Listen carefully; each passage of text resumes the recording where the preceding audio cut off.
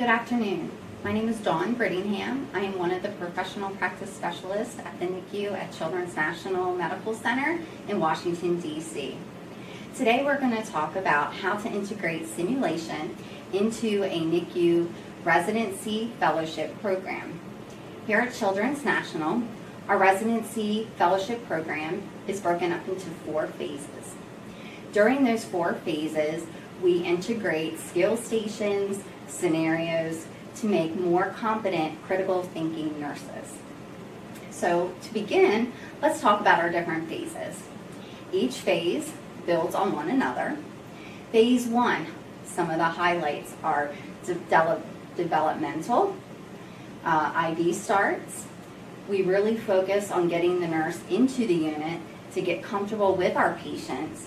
So really these key critical detail skills are really important for their orientation into the unit. So phase 2 builds on that phase 1 experience. We bring in ventilators, we bring in the higher acuity patients, high frequency ventilators, and then some surgical cases. Phase 3, again, builds on phase 1 and 2, where we have the highest acuity patients that they're caring for. These are our ECMO patients, our hypothermia patients, and also any bedside surgeries.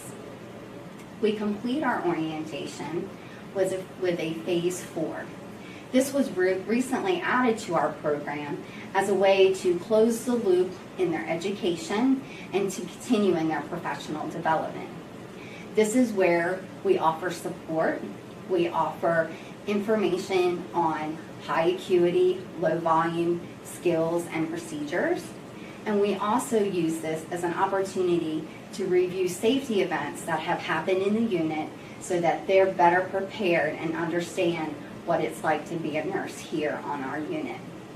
So to review some of the skills that we integrate, so for phase 1, when I was talking about developmental, what we do is we blindfold our nurses, yes, with their permission of course, and we simulate what it is like to actually be a preemie.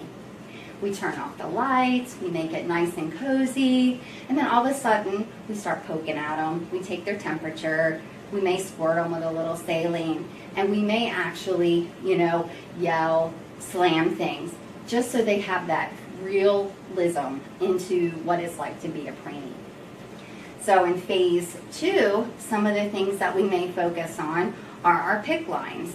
And we use dolls as a way to help simulate what we're going to be doing. So this little guy has his PICC line already.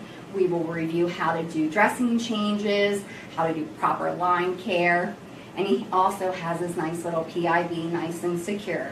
We also talk about how to address if there's any type of IV infiltrate at that time as well. One of the other pieces to that phase 2 is we will review tracheostomy care.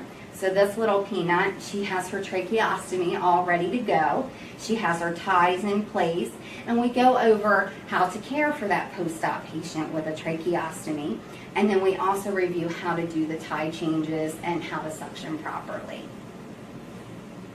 So phase 3, what we will do is we will bring in one of our cooling machines that we can use for our hypothermia care. And then we also have this available for our preceptors when they're not in class, for our orientees to continue with their education, to do simulation in the unit at the bedside. One of the things we've developed is a preceptor orientee scenario, and it's based on which phase they are in orientation. And we also have a skills review notebook along with this skill station that's standing here. So this skill station is an opportunity for them to play with the equipment, get comfortable, ask questions, and then they can also review in the skills review book the actual guideline on how they are supposed to do specific procedures.